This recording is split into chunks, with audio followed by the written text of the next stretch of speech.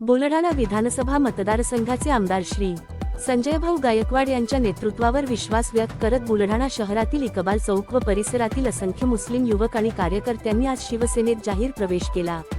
या पक्षप्रवेशामुळे बुलढाणा शहरातील राजकीय वर्तुळात चर्चेला उधाण आले असून शिवसेनेच्या संघटनात्मक विस्ताराला बळ मिळाल्याचे पक्षाच्या पदाधिकाऱ्यांकडून सांगण्यात आले।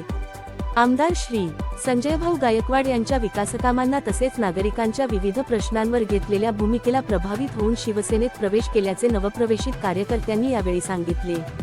विविध सामाजिक घटकांतील युवकांचा पक्षाकडे वाढता कल असल्याचा दावा उपस्थित शिवसेना पदाधिकाऱ्यांनी केला।